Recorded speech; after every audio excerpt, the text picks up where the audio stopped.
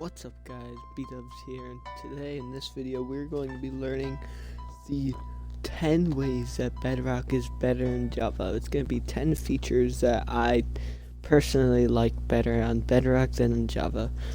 Keep in mind that this is just a opinion, and some people think Java is better, some people think Bedrock is better, and I'm only stating the features and then my opinions. Alright, let's get into it.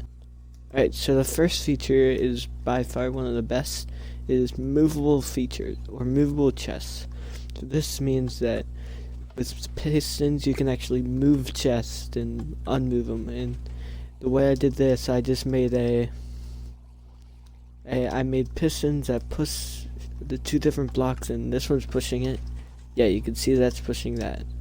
So it's really helpful to store stuff, and even storing systems sometimes, and like let's get some torches and sea pickles. I can put torches, sea pickles, and then press that button and it's gone. It's just a regular floor, and then I'm going around and I press this button and I get myself red again. It's pretty cool.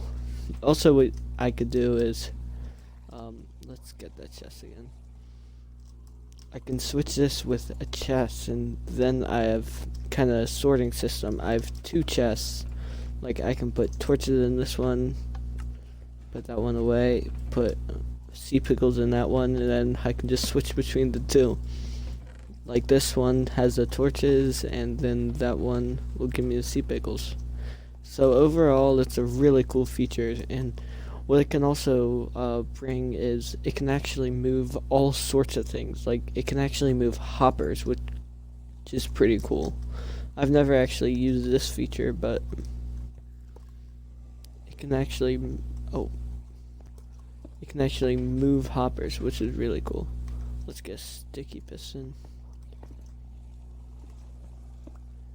Yeah, so it can move a hopper. So basically what that means is I can just, if I put a chest right there and there, oh no, let's put different chests, and right there, and then I put a hopper going down there and press this button, I can put in a stack of that and then press this button, and it goes into, some goes in this one, some goes in this chest. So that means it can just switch, which can be helpful in some ways. Alright, so that's the first feature that Bedrock has that Java doesn't. Now let's get on to the second.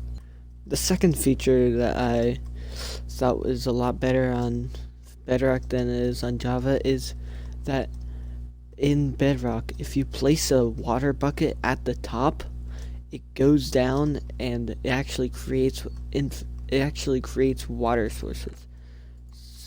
So like this, I only place one down and it already creates the bubbles right there. On Java though, you have to place every single one to make it a water source, and that's pretty cool. This is used for water elevators. It can be used for item elevators, and this actually is going to be patched in the, I don't think it's a bug, but it's going to be gone in the next update, the 1.16 nether update, and so we have to use it as much as we can. This is the second and probably one of the best as well, because you can use it a lot for the mob farms. I actually use it for a mob farm over there and on my Let's Play Survival World. So it's just overall really helpful and so much easier to do. Alright, let's get to the third reason. Alright, so a third feature that Bedrock has that Java does not is that redstone and rails can actually go underwater. Like, in Java you cannot do this, and this isn't possible. Like, I can literally, oh, if I can catch a cart, can I do it? Oh, there we go. Yeah, I'm literally going underwater right now. This can actually do some great fun. Let's press this button and then something will come out. Perfect timing. And now we have a gas that spawned. Alright, let's, oh my god, that is horrible. But yeah, that can be really helpful for guardian farms, It can be helpful for squid farms and fish farms. It's just helpful to be able to do sorting systems with a hopper minecart underwater, and it's just helpful in general. Alright, let's get to the fourth one. The fourth feature is probably another one that's really helpful, and it's the redstone. Redstone actually can go into the pistons sideways, so if I do this, it actually hits all of them. For Java, the only way to make it is if it's straight on, or also I can, if I get that and that, the only way to do it would be if I do that and replace them with that, and that's just so much harder. See, that's what you do for Java, and all you have to do for Bedrock is just place one line of redstone. It can be very helpful for walls, like if I get a redstone torch, it can be a good wall, and it just takes a lot less redstone and a lot less redstone repeaters and redstone supplies. So overall, it's just a really good feature that I'm really glad that they have on Bedrock. Alright, let's go to the next one, number 5.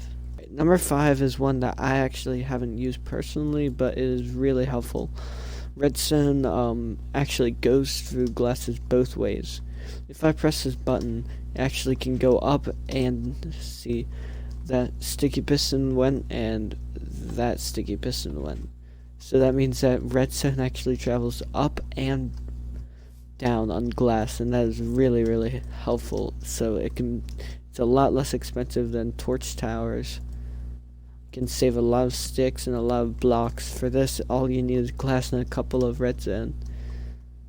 So basically it can be helpful for mob farms that you need to activate on the ground. I personally haven't used this yet, but it can be really helpful. Alright, let's get to number 6. Alright, number 6 is waterlogged pistons. If I go over here, you can see that if I place down a piston and put water in it, let's take this one away and put that. If I place a piston, I can actually place water in it. Waterlogged piston is actually a feature on Bedrock, and it is not a feature on Java. One way that this is helpful is this right here. It is a cobblestone or smooth stone generator that is really helpful. Let's first time set day, then let's do /game mode survival. Now you can see that it's just a cobblestone farm, and it's really helpful. This is actually a design by I'm pretty sure Prowl, who's very good YouTube channel. I'll probably put his link in the description. Make sure to check him out. But yeah, it just gives cobblestone, and it's really helpful. /game mode. See, the way this works is lava actually goes onto the. Let's stop this for a second. The lava goes on the waterlogged water, or the waterlogged pistons, and then it actually creates a smooth stone that we mine with our efficiency 5 pickaxe. Let's put that back in there. Alright, let's go to the next feature, number 7. 7's best feature that I think is it's kind of helpful for some people, but on Java, for the skeleton horses, to ride them, you actually have to place a saddle on them. But you actually can't place a saddle on them in Bedrock, and you can actually ride them without a saddle, which is very helpful early game when you can't get a saddle, because these things can run fast and jump high. Also, they can breathe underwater, which is really helpful. Alright, now let's get to number 8. Number 8 is a loud one, but this is probably one of the best ones in the game. It's a trident killer. Trident killer means that when if I throw a trident, any mob that goes into it actually gets hurt. So they actually take damage, and if I get a looting sword, the looting effect goes onto the trident, and it goes onto all of the mobs that are killed by it. So honestly, it's just as good as swinging your sword, just you don't have to do anything. This is a as you can see, it actually kills them every time it's moved, and if I had a looting sword, it would get the looting effect.